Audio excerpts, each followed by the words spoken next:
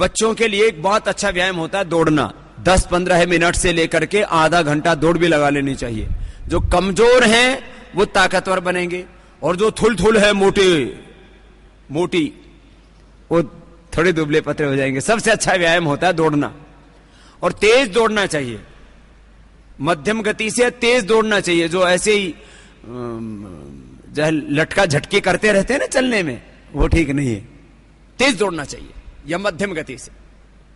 तो फिर जिनका चेहरा निस्तेज सा हो जाता है ना, जैसे किसी किसी के चेहरे पर नूर ही नहीं होता है, ऐसे लगता है जैसे फ्यूज से उड़े हुए हो। अपने को भी गिलानी होती है, दूसरा भी कोई देखता है, बोले भाई तेरे कोई कमजोरी होगी है क्या?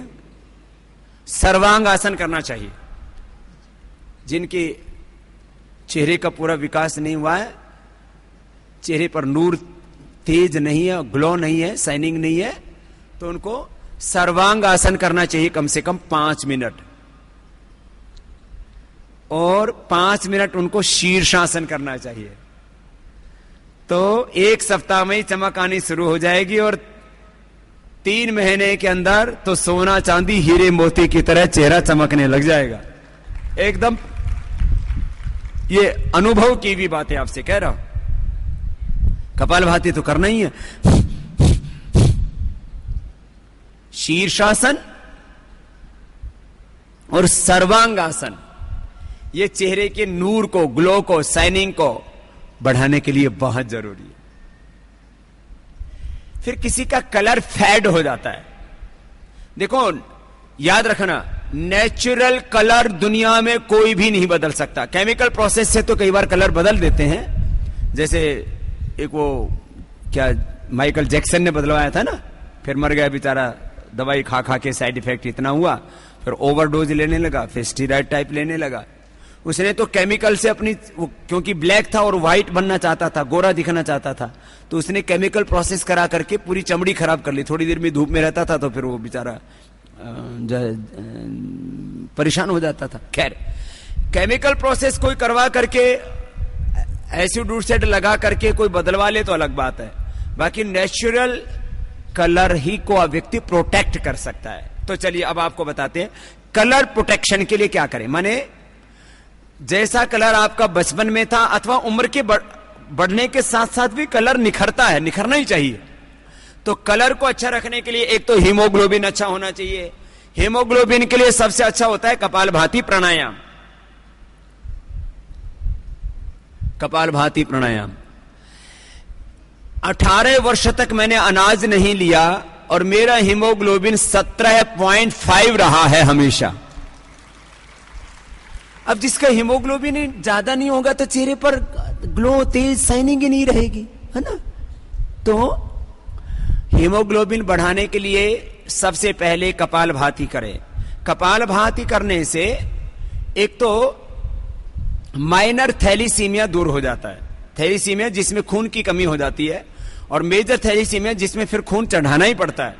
जिनका हीमोग्लोबिन 6, 7, 5 से लेकर के 7, 8, 9 के बीच रहता है, उनका हीमोग्लोबिन बहनों का 14 के आसपास और भाइयों का 14 से 17 के बीच में आ जाएगा। मैंने ये देखा है, भाइयों का आइडियल करीब 16 से 17 के बीच, चाहे कम उम्र हो या ज्यादा।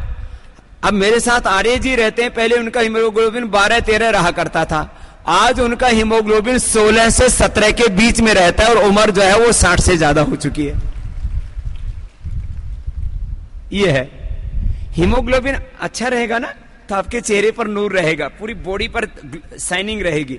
अब हीमोग्लोबिन कम हो जाता है तो पूरा शरीर ही सफेद सा पड़ जाता है या डल हो जाता है, जिसका जैसा भी कलर हो।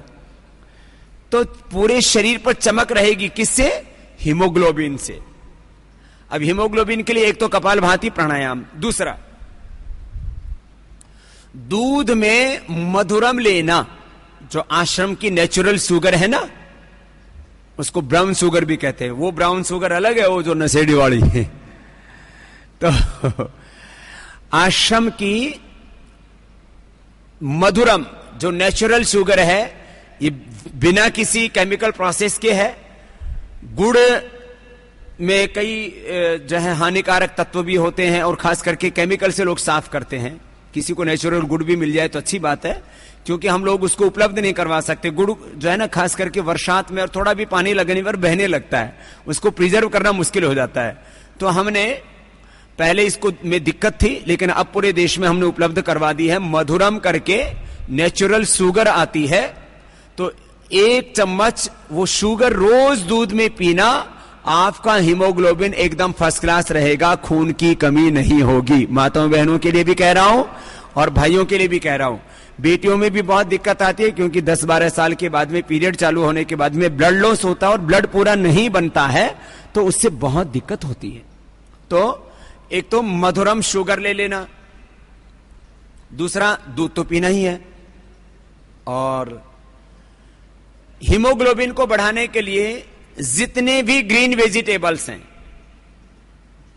परवल, लौकी, तोरई और गाजर भी, ग्रीन नहीं होती है फिर भी गाजर से हीमोग्लोबिन बढ़ता है। और सबसे अच्छा होता है गेहूं का जवारा, व्हीट ग्रास। व्हीट ग्रास से तुरंत हीमोग्लोबिन बढ़ जाता है। और सब्जी जो सस्ती हो वो खाया करो। ये महंगी के चक्कर में ना, जब टींडे 60 रुपए किलो होते हैं क्यों खाते हो? जब 5-10 रुपए किलो होते हैं तब खाओ। लौकी की तो किस्मत ही खुल गई, नहीं तो पहले लौकी सबसे कम भाव में बिका करती थी। ये सच बात है कि लौकी और आंवले का जूस दोनों पीने से हीमोग्लोबिन तुरंत बढ़ता है, और महीने में 5 से 10 किलो वेट भी कम हो जाता है। हीमोग्लोबिन बढ़ता है, वेट कम होता है, कोलेस्ट्रॉल कम होता है।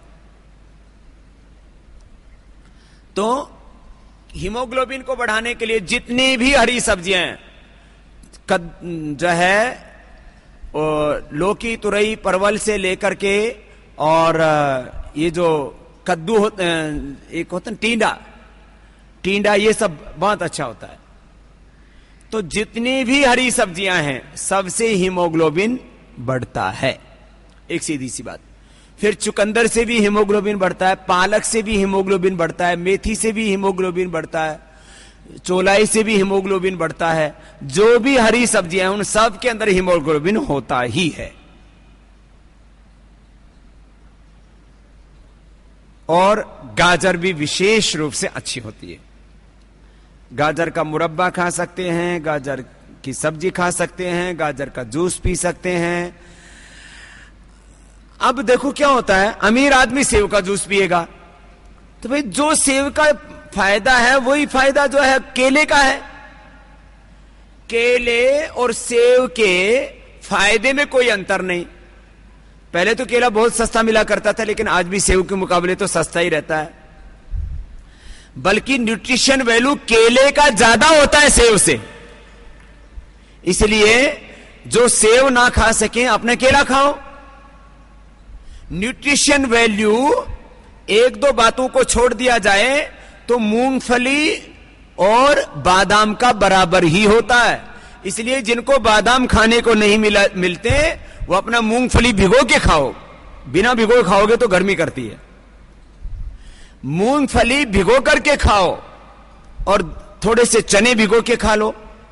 तो जिनको बादाम नहीं मिलता, जो गांव के लोग हैं, आर्थिक स्थिति कमजोर है, तो वो जवान सोचते हैं क्या करें जी, हमारे माँ बाप के पास भी पैसे होते तो हम भी बादाम खाते रोज। अच्छा ये क्या है, पहलवान लोग जो है वो 100-100 200-200 ग्राम। एक पहलवान मेरे पास दिल्ली में बोला, बाबा जी आधा किलो घोट के पिलाता हूं अपने बच्चे को, ठीक है ना? मैंने कहा क्यों बावड़ा हो रहा है? आधा किलो बादाम तो घोड़े को भी हजम नहीं होते बावड़े। पैसे होने का मतलब ये थोड़ी है कि खा के गू करना।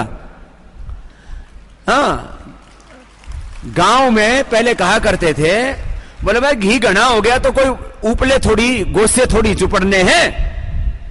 कई बार क्या होता है, कुछ लोगों के पास पैसे ज्यादा हो जाते तो फालतू में खा खा करके और जो है लेटिन करते रहते।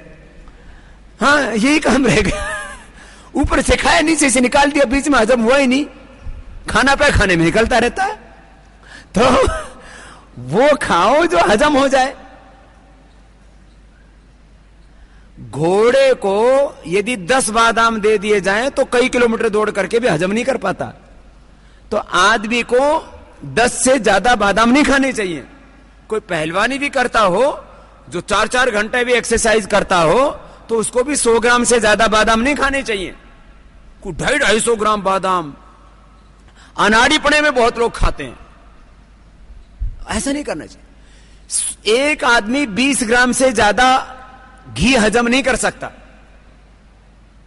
रिक्वायरमेंट होती है ना, कितना कैल्शियम, कितना न्यूट्रिशन, कितना विटामिन, कितना जो है फैट, ये रिक्वायर्ड है। 20 ग्राम से ज्यादा फैट रिक्वायर्ड नहीं है। तो आप जो तेल खाते हो, सरसों का तेल, सोयाबीन का तेल, मूंगफली का तेल, नारियल का तेल, अलग अलग प्रांतों में अलग अलग तेल खाए जाते हैं। वैसे सबसे स्वस्थ तेल होता है सरसों का। इसलिए जो नारियल का तेल भी खाते हो, मूंगफली का भी तेल खाते हो, तो उनको भी बीच बीच में सरसों का तेल खाना चाहिए। सरसों का तेल खाने वाले को जिंदगी में कभी भी हार्ट अटैक नहीं होगा, उसका कोलेस्ट्रॉल नहीं बढ़ेगा। सरसों का तेल सबसे सस्ता और सबसे अच्छा। आजकल वो खाते हैं बहुत महंगा, 100-800 रुपए किलो। क्या है वो?